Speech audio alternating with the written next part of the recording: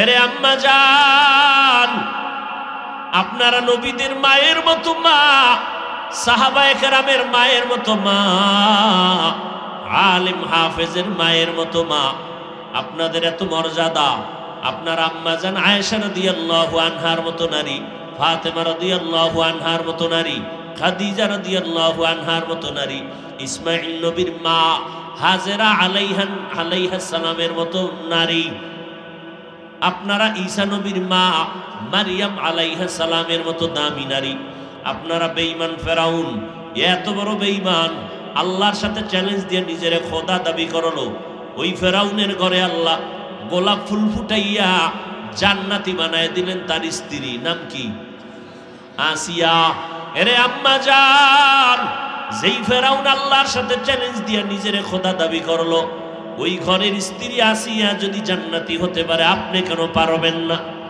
আপনার স্বামী তো আপনাকে নামাজ পড়তে বাধা দেয় না, বরং অনেক স্বামী আছে নামাজ ঠিক মতো পড়ে না, কিন্তু আমগোর সাথে গর্ব করে, হুজুর আমি যদিও নামাজ পড়তে পারি না, আল্লাহর শুকর এমন একটা স্ত্রী পাইছি নামাজ ছাড়ে না, কোরআন তেলাওয়াত করে, আল্লাহর হাজার শুকর। করেন এরকম? এরে আম্মা জানেরা, নামাজ পড়বেন, আপনার গর্ব থেকেই দুনিয়াতে ভালো সন্তান আসবে। এই দুনিয়াতে ডিসি সাহেবের ব্যবহার ভালো, এসপি সাহেবের ব্যবহার ভালো, ওসি সাহেবের ব্যবহার ভালো, চেয়ারম্যান সাহেবের ব্যবহার ভালো, আল্লাহর কসম এগুলো তাদের ব্যক্তিগত বাহাদুরি না, সব হলো মায়ের অবদান।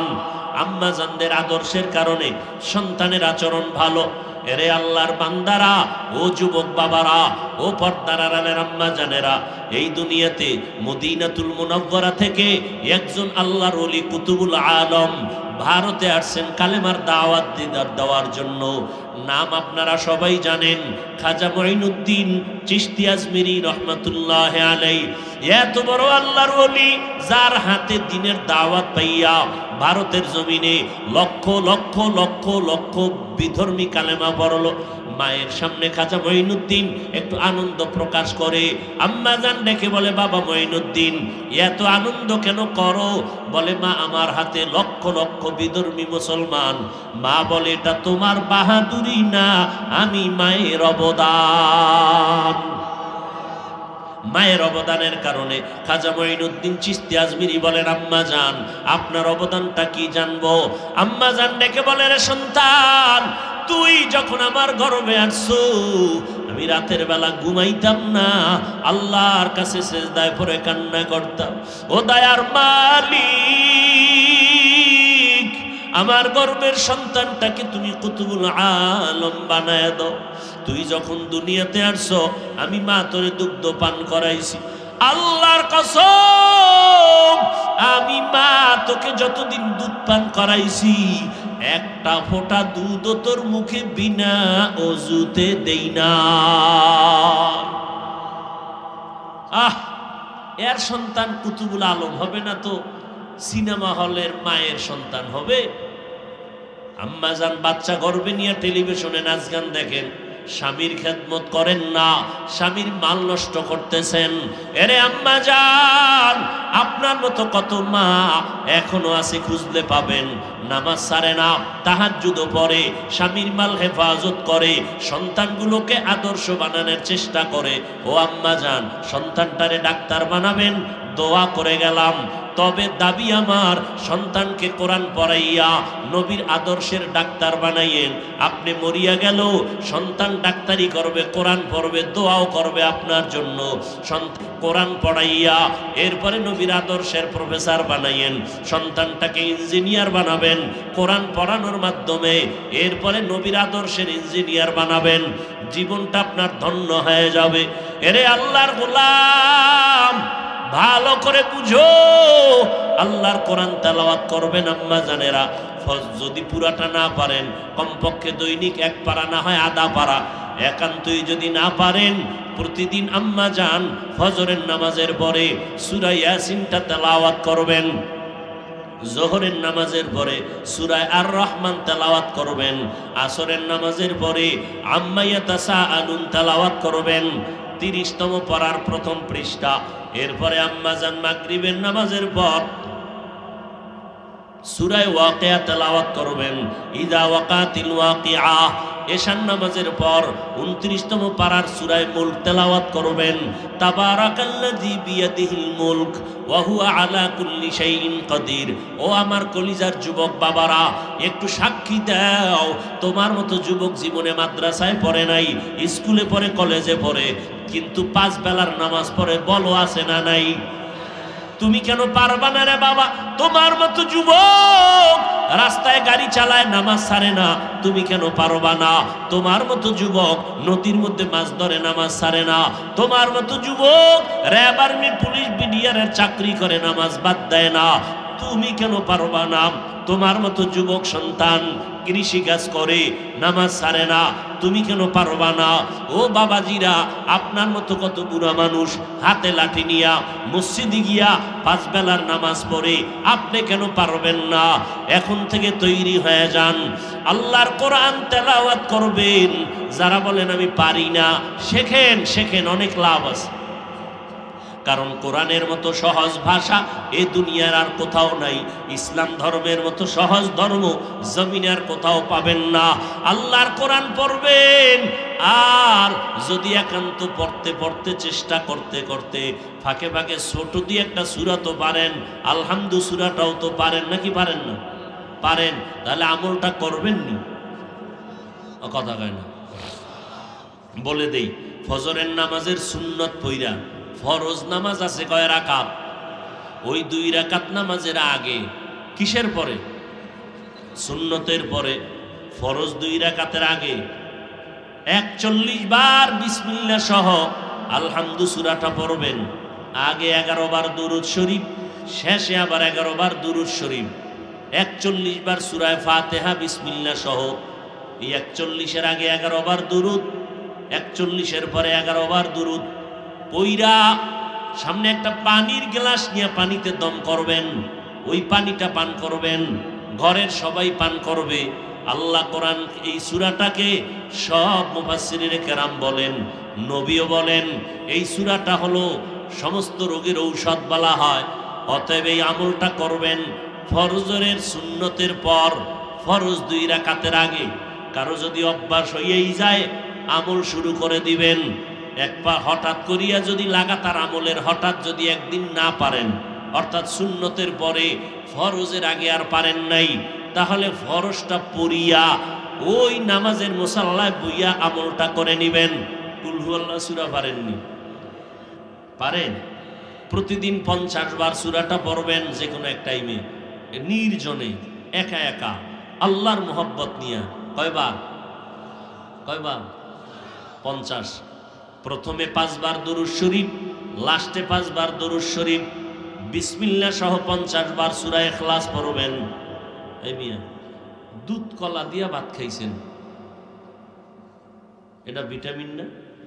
কিন্তু আপনি জানেন না এটা ভিটামিন সি না ডি, কিচ্ছু জানেন, কিন্তু ভিতরে গিয়ে কাজ করবেনই। কথা বল না, আমল করতে থাকবেন, বলে গেছি করবেন। যদি ইয়াকিন আর বিশ্বাসের সাথে মহব্বতে করেন, ভেতরে কাজ চলতে থাকবে। 50 বার সূরা ইখলাস, ইন্নাতাইনে পারেননি? পারেন? প্রতিদিন ফজরের পরে পারলে পড়বেন 41 বার। কয়বার? আগে 11 বার দুরূদ শরীফ, 41-এর পরে 11 বার দুরূদ শরীফ। প্রত্যেকবার সূরাটার শুরুতে বিসমিল্লাহ সহ পড়বেন। ছোট আমল, কিন্তু ফলাফল অনেক বড়। জীবনে আল্লাহ যদি জিগায় কোন আমল করছেননি, কি জবাব দিবেন আল্লাহর আদালতে? কোরআনের তেলাওয়াত দ্বিতীয় জবানের আমল। আল্লাহর নামের জিকির করবেন, হাঁটতে চলতে উঠতে বসতে সব সময় কার জিকির? আল্লাহর জিকির। আল্লাহর জিকিরের মধ্যে আছে আল্লাহর তাসবিহ, সুবহানাল্লাহ, আলহামদুলিল্লাহ, আল্লাহু আকবার, লা ইলাহা ইল্লাল্লাহ। এটারে একসাথে বলবেন, সুবহানাল্লাহি ওয়ালহামদুলিল্লাহি ওয়ালা ইলাহা ইল্লাল্লাহু আল্লাহু আকবার। এটা পড়বেন জিকির। 3 নাম্বার আমল দরুদ শরীফ। কি আমল? শুরুতেই বলছিলাম সাল্লাল্লাহু আলাইহি ওয়া আলিহি ওয়াসাল্লাম, সাল্লাল্লাহু আলাইহি ওয়া আলিহি ওয়াসাল্লাম। সহজ সহজ জিনিস, গল্পে গল্পে রাত কাটায়। দরুদ পড়েন, বেশি বেশি পড়বেন, অনেক লাভ, অনেক লাভ, অনেক লাভ। 4 নম্বরে আর একটা মজার আমল আছে, পারেন, সবাই পারেন, কিন্তু করেন না। যদি আপনি কঠিন রোগে থাকেন, ঘরে যদি কঠিন বিপদ, ব্যবসায় ঝামেলা, ঋণ হয়ে গেছেন, কোটি টাকা আদায় করতে পারেন না, যত মুসিবতের কথা বললাম, সব মুসিবতের থেকে মুক্তি পাওয়ার একটা আমল হলো ইস্তেগফারের আমল। কি আমল? ইস্তেগফার। আস্তাগফিরুল্লাহাল আযীম, আস্তাগফিরুল্লাহাল আযীম, আস্তাগফিরুল্লাহাল আযীম। পারবেন না ইনশাআল্লাহ? আরো যদি বাড়ায় পড়েন বেশি সওয়াব। আস্তাগফিরুল্লাহাল্লাযী লা ইলাহা ইল্লা হুয়াল হাইয়ুল কাইয়্যুম ওয়া আতুবু ইলাইহি। 3টা গুনাহ ছাড়বেন, মিথ্যা বলবেন না, গালি দিবেন না, গীবত করবেন না। 4টা আমল চালু করবেন। 1 নাম্বার কোরআন তেলাওয়াত, 2 আল্লাহর নামের জিকির, 3 হলো নবীর নামে দরুদ সালাম, 4 নাম্বার হলো ইস্তেগফারের আমল। জবানটা হেফাজত করবেন, ইস্তেগফার পড়বেন। গুনাহ বেশি হয়ে গেছে, ইস্তেগফারের আমল করবেন, আল্লাহর কাছে তওবা করেন। জীবনের পেছনের গুনার জন্য ইস্তেগফার। ও দয়ার মালিক, জীবনে অন্যায় করেছি, মা বাবার সাথে, কত শিক্ষকের সাথে, মুরব্বীদের সাথে, আজকে থেকে তওবা করলাম, মিথ্যা বলবো না, গালি দিব না, গীবত করব না, মা বাবারে কষ্ট দিব না, উলামায়ে কেরামের পরামর্শ নিয়ে চলবো, নবীর তরিকা মেনে চলবো, দেশের বিরুদ্ধে, জাতির বিরুদ্ধে ষড়যন্ত্র করব না। ও আল্লাহ, পিছনের সব গুনাহ থেকে ক্ষমা চাই। আল্লাহ বলে, বান্দা যদি খাঁটি মনে ইস্তেগফারের সাথে তওবা করো, বিনয়ী হইয়া, লজ্জিত হইয়া, চোখের পানি ছাড়িয়া, আমি তোমার জীবনের সব গুনাহ মাফ করে দিব। ও যুবক বাবারা, কয়দিন আর দুনিয়ায় বাঁচবা জানা নাই, আজকে তওবা করে নাও। জীবন চলিয়া গেল যাক, আর নামাজ ছাড়বা না, মা বাবারে কষ্ট দিবা না, বেপরদায় চলবা না, নবীর তরিকা মেনে চলবা, উলামায়ে কেরামের পরামর্শ নিয়ে চলবা।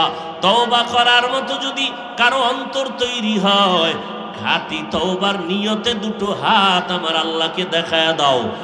পা অন্যায় করে পা বেঁধে দাও, হাত অন্যায় করে হাত আটকাইয়া দাও, চোখ অন্যায় করে চোখের মধ্যে পট্টি লাগায়া দাও।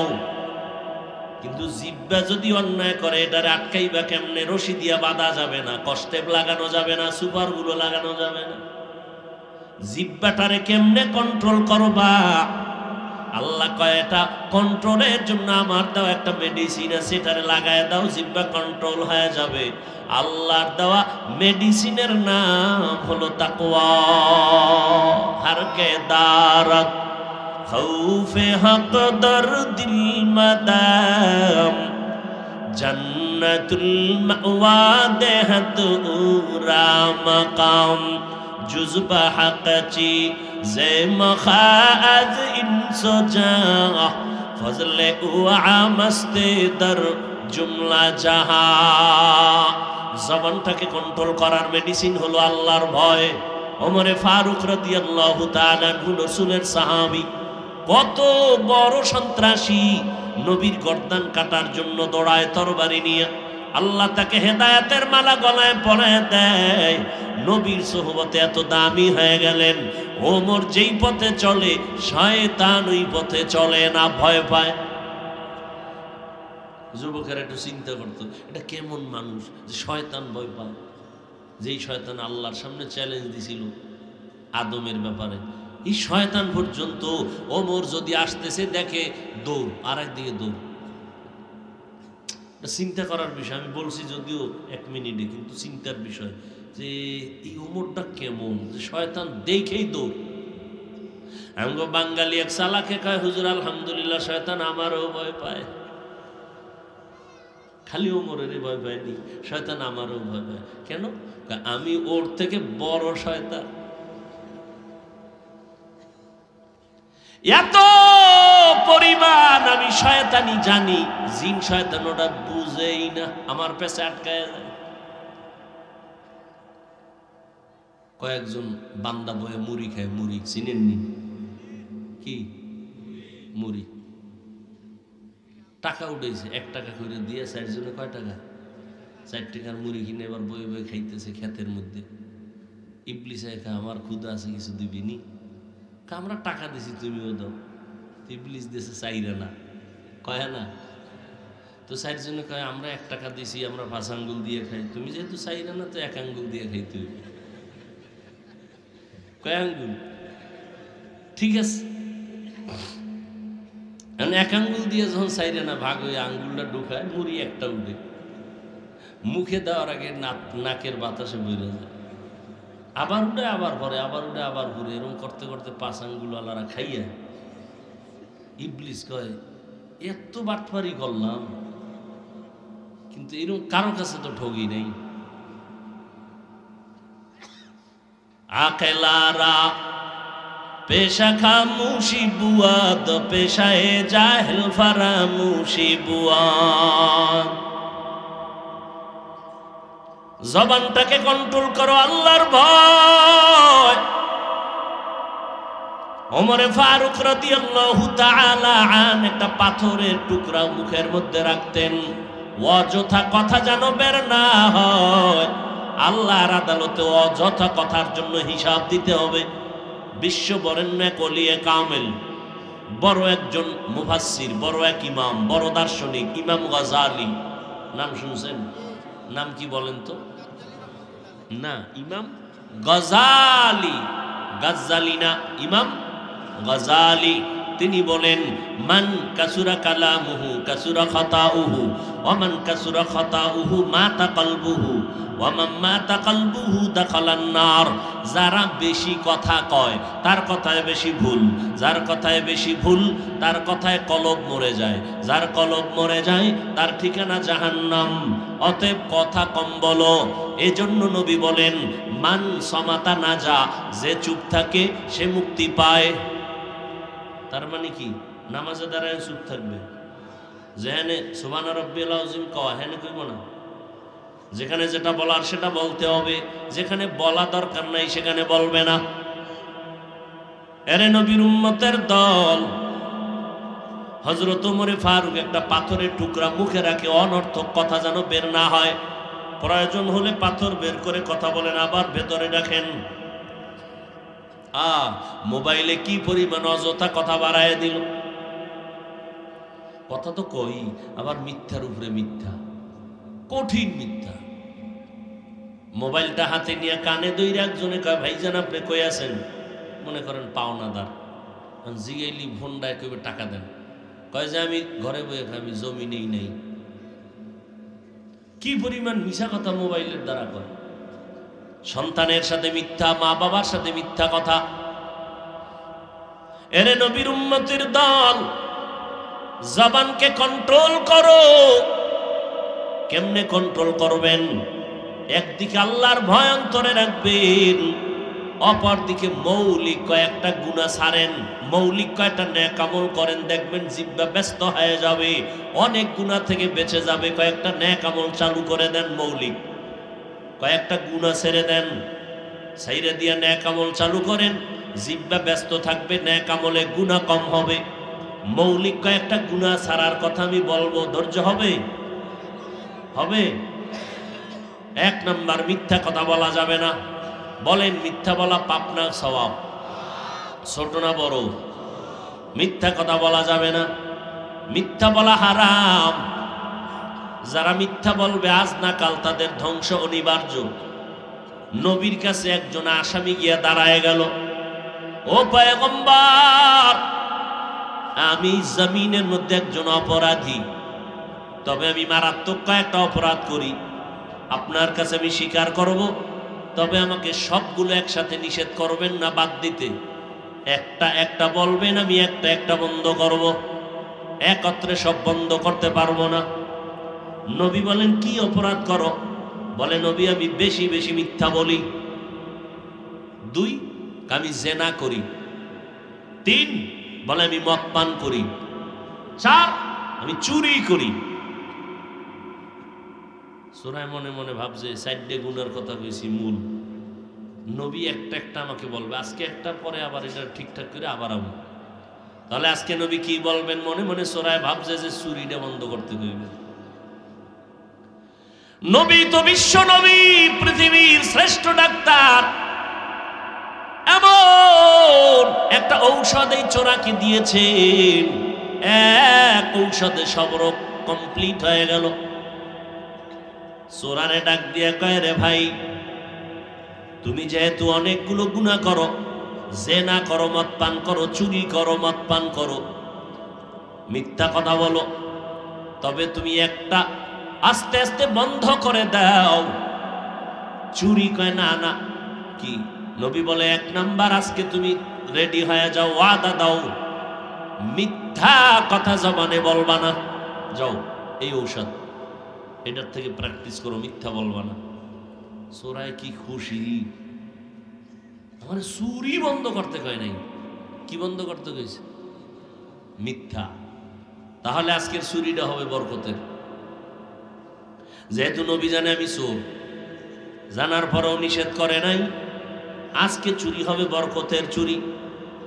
মিথ্যা বলবো না, ওয়াদা করেছি। চুরি চলবে, মদ পান করা চলবে, জিনা চলবে। রাতের বেলা গভীর হয়ে গেল, নিয়ত করছে এক ভালো বড় লোকের বাড়ি যাবে। রাস্তার মাঝে গিয়ে পেরেশান। রহমতের নবী জানে আমি চোর, চুরি করার পরে যদি কাল পরশু খবর যাবে নবীর কাছে, নবী তো জানে আমি চোর। নবী যদি জেনে আমারে ডাক দেয়, নবীর সাথে ওয়াদা মিথ্যা বলা যাবে না, তো স্বীকার করতে হবে আমি চোর। আমি দ্বিতীয়বার নবীর সামনে চোর হইয়া কথা বলতে চাই না। ঘর রাস্তা থেকে ফিরে গেলেন, চুরি আর করব না। বাসায় যাইয়া মদের বোতল হাতে নিল, আবার বাধা এসে গেল। রহমতের নবী যদি বলেন মদ পান করছো কিনা বল, আমার তো সত্যই বলা লাগবে। দ্বিতীয়বার আমি সত্য বলে মদ পানকারী হিসাবে পরিচয় হতে চাই না। নবীর এক ঔষধে ওই বান্দা পরিপূর্ণ মুত্তাকি হয়ে গেল, পাক্কা ঈমানওয়ালা হয়ে গেল। মিথ্যা বলবেন না, মিথ্যা বলবেন না। এই আম্মা জানেরা, মিথ্যা বলা হারাম, এর পরিণাম ফলটা বড় ভয়ঙ্কর। ও যুবক, মিথ্যা কথা বলার পরিণাম ফল পরকালে জাহান্নাম, দুনিয়াতে বেইজ্জতির কোনো সীমানা নাই। এই যারা ব্যবসা করেন, মিথ্যা কথা বলবেন না, তো হারাম হয়ে যাবে। ঢাকার থেকে আপনি কাপড় কিনছেন, একটা লুঙ্গি, কাপড়ের দোকান দেন, একটা লুঙ্গির দাম হলো 150 টাকা। আপনার দোকান পর্যন্ত আনতে খরচ হলো আরো 50। কত হয়েছে? 200। কাস্টমার যদি জিগায় ভাইজান লুঙ্গি কিনছেন কত, দিব কত, আপনি যদি বলেন 200 কিনছি, 250 দাও, হারাম। আপনি কিনছেন কত? 150, খরচ কত? এই এক কথায় কিন্তু পুরাটা হারাম। আপনার বলতে হবে ভাইজান আমার দোকান পর্যন্ত লুঙ্গির খরচ হয়েছে 200, আপনি 50 লাভ দেন, হালাল। আর হালাল ভাবে যারা ব্যবসা করবেন তাদের জন্য সুসংবাদ। পয়গম্বর বলেন, ক্বালান নবিয়্যু সাল্লাল্লাহু আলাইহি ওয়া আলিহি ওয়া সাল্লাম, আত-তাজিরু সুদুকুল আমিন মা'আন নাবিয়্যিন ওয়াস সিদ্দিকিন ওয়াশ শুহাদা'i ওয়াস সালিহিন। ওয়া আল্লাহর নবী বলেন, যারা সত্য কথা বলে সৎভাবে ব্যবসা করবে, তারা নবী, সিদ্দিকিন, শুহাদা এদের সাথে জান্নাতে থাকবে। আর আপনি দোকানে সাইনবোর্ড লাগাইছেন, বিক্রি করা মাল ফেরত নেওয়া হয় না, তাহলে আপনি অসৎ ব্যবসায়ী। কি ব্যবসায়ী? সৎ ব্যবসায়ী যদি হতে চান অবশ্যই লিখতে হবে, অবশ্যই বিক্রি করা মাল ফেরত নেওয়া হয়, তাহলে আপনি সৎ ব্যবসায়ী। 2 নম্বর, জবানের দ্বারা গীবত শিকায়াত করবেন না, গীবত করা হারাম। ওয়াইলুল লিকুল্লি হুমাযাতিল লুমাযা, ওয়াইল নামক জাহান্নাম। যারা গীবত করে, যারা কারো নামে বদনাম ছড়ায়, কারো নামে বানাইয়া বদনাম বানায়, এদের জন্য ওয়াইল নামক জাহান্নাম। 1 নাম্বার মিথ্যা বলবেন না, দ্বিতীয় গীবত করবেন না, 3 নাম্বার গুনাহ এই জবানের দ্বারা গালাগালি করবেন না। গালি দেওয়া হালাল না হারাম? এই মৌলিক 3টা গুনাহ ছাড়বেন ইনশাআল্লাহ। রাজি আছি না? আচ্ছা, গুনাহ ছাইরে কি কষ্টে লাগায় তো বসে থাকলে হবে না, আরো কয়েকটা নেক আমল চালু করবেন। ওই নেক আমল যখন জিহ্বা চলতে থাকবে তখন গুনাহ করার সময় আর পাবে না। 1 নাম্বার জিহ্বার নেক আমল কোরআনের তেলাওয়াত। কিসের তেলাওয়াত? বললেই বলবেন হুজুর পারি না, এই কথা বললে কি নাজাত পাবেননি? আপনি আলহামদুলিল্লাহ পারেননি? ও বাবারা, এই মোনাজাতটা দিয়ে ফেলামু, টের ভান না তো ভাই কত কষ্ট। পৃথিবীতে কথা বলার মতো কষ্টের কোনো কাজ নাই।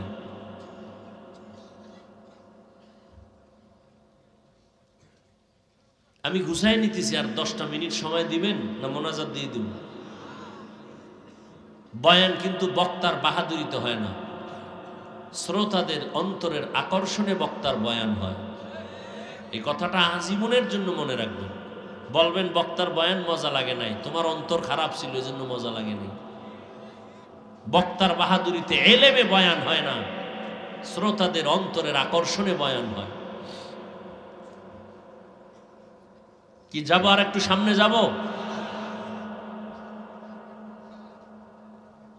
ভাইরা আমার, 1 নাম্বার জবানের আমল কোরআনের তেলাওয়াত। পর্দার আড়ালের আম্মাজানদেরকে বলছি কোরআনের তেলাওয়াত করেন, কারণ এই আপনাদের সন্তানদের তো প্রথমে আমি কম কথা বলি নাই, সব কথা যদি বাস্তবায়ন করতে হয় আম্মাজান আপনার ভালো আদর্শ লাগবে, দোয়া লাগবে। কারণ এই জমিনে যত ভালো সন্তান হয়েছে মায়ের অবদানের কারণে হয়েছে। এরে আম্মাজান, আপনারা নবীদের মায়ের মতো মা, সাহাবায়ে কেরামের মায়ের মতো মা, আলেম হাফেজের মায়ের মতো মা, আপনাদের এত মর্যাদা। আপনার আম্মাজান আয়েশা রাদিয়াল্লাহু আনহার মতো নারী, ফাতেমা রাদিয়াল্লাহু আনহার মতো নারী, খাদিজা রাদিয়াল্লাহু আনহার মতো নারী, ইসমাঈল নবীর মা হাজেরা আলাইহাস সালামের মতো নারী, আপনারা ঈসা নবীর মা মারিয়াম আলাইহিস সালামের মতো দামি নারী। আপনারা বেঈমান ফেরাউন, এত বড় বেঈমান, আল্লাহর সাথে চ্যালেঞ্জ দিয়ে নিজের খোদা দাবি করলো। ওই ফেরাউনের ঘরে আল্লাহ গোলাপ ফুল ফুটাইয়া জান্নাতি বানায় দিলেন তার স্ত্রী, নাম কি? আসিয়া। এরে আম্মাজান, যেই ফেরাউন আল্লাহর সাথে চ্যালেঞ্জ দিয়ে নিজের খোদা দাবি করলো, ওই ঘরের স্ত্রী আসিয়া যদি জান্নাতি হতে পারে আপনি কেন পারবেন না? আপনার স্বামী তো আপনাকে নামাজ পড়তে বাধা দেয় না, বরং অনেক স্বামী আছে নামাজ ঠিক মতো পড়ে না, কিন্তু আমগোর সাথে গর্ব করে, হুজুর আমি যদিও নামাজ পড়তে পারি না, আল্লাহর শুকর এমন একটা স্ত্রী পাইছি নামাজ ছাড়ে না, কোরআন তেলাওয়াত করে, আল্লাহর হাজার শুকর। করেন এরকম? এরে আম্মা জানেরা, নামাজ পড়বেন, আপনার গর্ব থেকেই দুনিয়াতে ভালো সন্তান আসবে। এই দুনিয়াতে ডিসি সাহেবের ব্যবহার ভালো, এসপি সাহেবের ব্যবহার ভালো, ওসি সাহেবের ব্যবহার ভালো, চেয়ারম্যান সাহেবের ব্যবহার ভালো। আল্লাহর কসম, এগুলো তাদের ব্যক্তিগত বাহাদুরি না, সব হলো মায়ের অবদান। আম্মাজানদের আদর্শের কারণে সন্তানের আচরণ ভালো। এরে আল্লাহর বান্দারা, ও যুবক বাবারা, ও পর্দার আড়ালের আম্মা জানেরা, এই দুনিয়াতে মদিনাতুল মুনাওয়ারা থেকে একজন আল্লাহর ওলি কুতুবুল আলম ভারতে আসছেন কালেমার দাওয়াত দেওয়ার জন্য। নাম আপনারা সবাই জানেন, খাজা মঈনুদ্দিন চিশতি আজমিরি রহমাতুল্লাহ আলাইহি। এত বড় আল্লাহর ওলি, যার হাতে দ্বীনের দাওয়াত পাইয়া ভারতের জমিনে লক্ষ লক্ষ লক্ষ লক্ষ বিধর্মী কালেমা পড়ল। মায়ের সামনে খাজা মঈনুদ্দিন একটু আনন্দ প্রকাশ করে, আম্মা জান ডেকে বলে, বাবা মঈনুদ্দিন এত আনন্দ কেন করো? বলে, মা আমার হাতে লক্ষ লক্ষ বিধর্মী মুসলমান। মা বলে, এটা তোমার বাহাদুরি না, আমি মায়ের অবদান। মায়ের অবদানের কারণে খাজা মঈনুদ্দিন চিশতি আজমিরি বলেন, আম্মা জান আপনার অবদানটা কি জানবো? আম্মা জান ডেকে বলে, রে সন্তান, তুই যখন আমার গর্ভে আসছো আমি রাতের বেলা ঘুমাইতাম না, আল্লাহর কাছে সেজদায় পড়ে কান্না করতাম। ও দয়ার মালিক,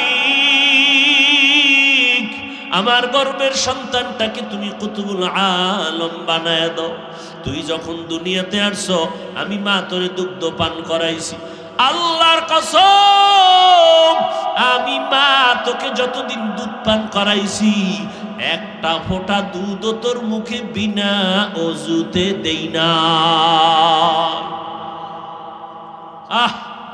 এর সন্তান কুতুবুল আলম হবে না তো সিনেমা হলের মায়ের সন্তান হবে?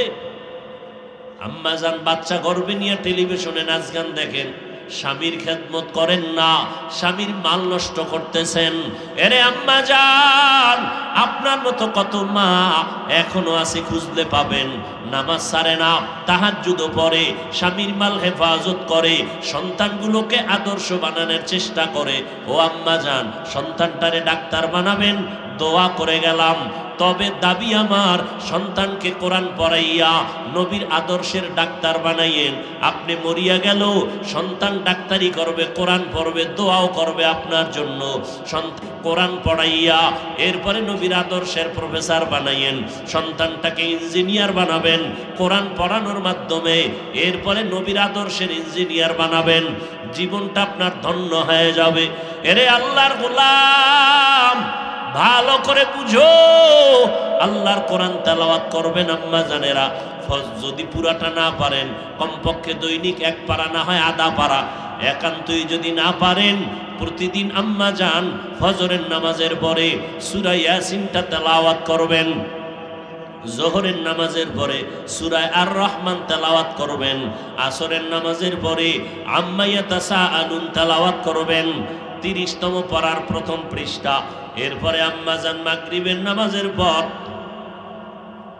সূরা ওয়াকিয়া তেলাওয়াত করবেন, ইযা ওয়াকাতিল ওয়াকিআ। এশার নামাজের পর 29তম পারার সূরা মুলক তেলাওয়াত করবেন, তাবারাকাল্লাযী বিয়াদিহিল মুলক ওয়া হুয়া আলা কুল্লি শাইইন কাদির। ও আমার কলিজার যুবক বাবারা, একটু সাক্ষী দাও, তোমার মতো যুবক জীবনে মাদ্রাসায় পড়ে নাই, স্কুলে পড়ে, কলেজে পড়ে, কিন্তু 5 বেলার নামাজ পড়ে। বলো আছে না নাই? তুমি কেন পারবা না রে বাবা? তোমার মতো যুবক রাস্তায় গাড়ি চালায়, নামাজ ছাড়ে না, তুমি কেন পারবা না? তোমার মতো যুবক নদীর মধ্যে মাছ ধরে, নামাজ ছাড়ে না। তোমার মতো যুবক র্যাব, আর্মি, পুলিশ, বিডিআরের চাকরি করে, নামাজ বাদ দেয় না, তুমি কেন পারবা না? তোমার মতো যুবক সন্তান কৃষি কাজ করে, নামাজ ছাড়ে না, তুমি কেন পারবা না? ও বাবাজিরা, আপনার মতো কত বুড়া মানুষ হাতে লাঠি নিয়া মসজিদে গিয়া 5 বেলার নামাজ পড়ে, আপনি কেন পারবেন না? এখন থেকে তৈরি হয়ে যান, আল্লাহর কোরআন তেলাওয়াত করবেন। যারা বলেন আমি পারি না, শেখেন, শেখেন, অনেক লাভ আছে। কারণ কোরআনের মতো সহজ ভাষা এ দুনিয়ার আর কোথাও নাই। ইসলাম ধর্মের মতো সহজ ধর্ম জমিনে আর কোথাও পাবেন না। আল্লাহর কোরআন পড়বেন, আর যদি একান্ত পড়তে পড়তে, চেষ্টা করতে করতে ফাঁকে ফাঁকে ছোট দিয়ে একটা সূরা তো পারেন, আলহামদু সূরাটাও তো পারেন, নাকি পারেন না? পারেন, তাহলে আমলটা করবেননি। কথা কয় না, বলে দেই। ফজরের নামাজের সুন্নত পইরা, ফরজ নামাজ আছে কয় রাকাত? ওই 2 রাকাত নামাজের আগে, কিসের পরে? সুন্নতের পরে। ফরজ 2 রাকাতের আগে 41 বার বিসমিল্লাহ সহ আলহামদু সূরাটা পড়বেন। আগে 11 বার দুরূদ শরীফ, শেষে আবার 11 বার দুরূদ শরীফ। 41 বার সূরা ফাতিহা বিসমিল্লাহ সহ। এই 41-এর আগে 11 বার দুরূদ, 41-এর পরে 11 বার দুরূদ পইরা সামনে একটা পানির গ্লাস নিয়ে পানিতে দম করবেন, ওই পানিটা পান করবেন, ঘরের সবাই পান করবে। আল্লাহ কোরআন এই সূরাটাকে সব মুফাসসিরিনে কেরাম বলেন, নবীও বলেন, এই সূরাটা হলো সমস্ত রোগের ঔষধ বলা হয়। অতএব এই আমলটা করবেন ফরজের সুন্নতের পর, ফরজ 2 রাকাতের আগে। কারো যদি অভ্যাস হয়েই যায়, আমল শুরু করে দিবেন। এক পা হঠাৎ করিয়া যদি লাগাতার আমলের হঠাৎ যদি একদিন না পারেন, অর্থাৎ সুন্নতের পরে ফরজের আগে আর পারেন নাই, তাহলে ফরজটা পড়িয়া ওই নামাজের মুসাল্লায় বইয়া আমলটা করে নিবেন। কুল হুয়াল্লাহ সূরা পারেননি? পারেন? প্রতিদিন 50 বার সূরাটা পড়বেন, যে কোনো এক টাইমে নির্জনে একা একা আল্লাহর মোহব্বত নিয়া। কয়বার? 50। প্রথমে 5 বার দরুদ শরীফ, লাস্টে 5 বার দরুদ শরীফ, বিসমিল্লাহ সহ 50 বার সূরা ইখলাস পড়বেন। এই মিয়া দুধ কলা দিয়া ভাত খাইছেন, এটা ভিটামিন না? কিন্তু আপনি জানেন না এটা ভিটামিন সি না ডি, কিচ্ছু জানেন না, কিন্তু ভিতরে গিয়ে কাজ করবেনই। কথা বল না, আমল করতে থাকবেন, বলে গেছি করবেন। যদি ইয়াকিন আর বিশ্বাসের সাথে মহব্বতে করেন, ভেতরে কাজ চলতে থাকবে। 50 বার সূরা ইখলাস, ইন্না তাইনা পারেননি? পারেন? প্রতিদিন ফজরের পরে পারলে পড়বেন 41 বার। কয়বার? আগে 11 বার দরুদ শরীফ, 41-এর পরে 11 বার দরুদ শরীফ। প্রত্যেকবার সূরাটার শুরুতে বিসমিল্লাহ সহ পড়বেন। ছোট আমল, কিন্তু ফলাফল অনেক বড়। জীবনে আল্লাহ যদি জিগায় কোন আমল করছেননি, কি জবাব দিবেন আল্লাহর আদালতে? কোরআনের তেলাওয়াত দ্বিতীয় জবানের আমল, আল্লাহর নামের জিকির করবেন। হাঁটতে চলতে উঠতে বসতে সব সময় কার জিকির? আল্লাহর জিকির। আল্লাহর জিকিরের মধ্যে আছে আল্লাহর তাসবিহ, সুবহানাল্লাহ, আলহামদুলিল্লাহ, আল্লাহু আকবার, লা ইলাহা ইল্লাল্লাহ। এটারে একসাথে বলবেন, সুবহানাল্লাহি ওয়ালহামদুলিল্লাহি ওয়ালা ইলাহা ইল্লাল্লাহু ওয়াল্লাহু আকবার। এটা পড়বেন, জিকির। 3 নাম্বার আমল দরুদ শরীফ। কি আমল? শুরুতেই বলছিলাম, সাল্লাল্লাহু আলাইহি ওয়া আলিহি ওয়া সাল্লাম, সাল্লাল্লাহু আলাইহি ওয়া আলিহি ওয়া সাল্লাম। সহজ সহজ জিনিস, গল্পে গল্পে রাত কাটায়। দরুদ পড়েন, বেশি বেশি পড়বেন, অনেক লাভ, অনেক লাভ, অনেক লাভ। 4 নম্বরে আর একটা মজার আমল আছে, পারেন, সবাই পারেন, কিন্তু করেন না। যদি আপনি কঠিন রোগে থাকেন, ঘরে যদি কঠিন বিপদ, ব্যবসায় ঝামেলা, ঋণ হয়ে গেছেন, কোটি টাকা আদায় করতে পারেন না, যত মুসিবতের কথা বললাম, সব মুসিবতের থেকে মুক্তি পাওয়ার একটা আমল হলো ইস্তেগফারের আমল। কি আমল? ইস্তেগফার। আস্তাগফিরুল্লাহাল আযীম, আস্তাগফিরুল্লাহাল আযীম, আস্তাগফিরুল্লাহাল আযীম। পারবেন না ইনশাআল্লাহ? আরো যদি বাড়ায় পড়েন বেশি সওয়াব। আস্তাগফিরুল্লাহাল্লাযী লা ইলাহা ইল্লা হুয়াল হাইয়ুল কাইয়্যুম ওয়া আতুবু ইলাইহি। 3টা গুনাহ ছাড়বেন, মিথ্যা বলবেন না, গালি দিবেন না, গীবত করবেন না। 4টা আমল চালু করবেন। 1 নাম্বার কোরআন তেলাওয়াত, দ্বিতীয় আল্লাহর নামের জিকির, তৃতীয় হলো নবীর নামে দরুদ সালাম, 4 নাম্বার হলো ইস্তেগফারের আমল। জবানটা হেফাজত করবেন, ইস্তেগফার পড়বেন। গুনাহ বেশি হয়ে গেছে, ইস্তেগফারের আমল করবেন, আল্লাহর কাছে তওবা করেন। জীবনের পেছনের গুনার জন্য ইস্তেগফার। ও দয়ার মালিক, জীবনে অন্যায় করেছি, মা বাবার সাথে, কত শিক্ষকের সাথে, মুরব্বীদের সাথে, আজকে থেকে তওবা করলাম, মিথ্যা বলবো না, গালি দিব না, গীবত করব না, মা বাবারে কষ্ট দিব না, উলামায়ে কেরামের পরামর্শ নিয়ে চলবো, নবীর তরিকা মেনে চলবো, দেশের বিরুদ্ধে, জাতির বিরুদ্ধে ষড়যন্ত্র করব না। ও আল্লাহ, পিছনের সব গুনাহ থেকে ক্ষমা চাই। আল্লাহ বলে, বান্দা যদি খাঁটি মনে ইস্তেগফারের সাথে তওবা করো, বিনয়ী হইয়া, লজ্জিত হইয়া, চোখের পানি ছাড়িয়া, আমি তোমার জীবনের সব গুনাহ মাফ করে দিব। ও যুবক বাবারা, কয়দিন আর দুনিয়ায় বাঁচবা জানা নাই, আজকে তওবা করে নাও। জীবন চলিয়া গেল যাক, আর নামাজ ছাড়বা না। মা বাবারে কষ্ট দিবা না, বেপরদায় চলবা না, নবীর তরিকা মেনে চলবা, উলামায়ে কেরামের পরামর্শ নিয়ে চলবা। তওবা করার মতো যদি কারো অন্তর তৈরি হয়, খাঁটি তওবার নিয়তে দুটো হাত আমার আল্লাহকে দেখায়া দাও।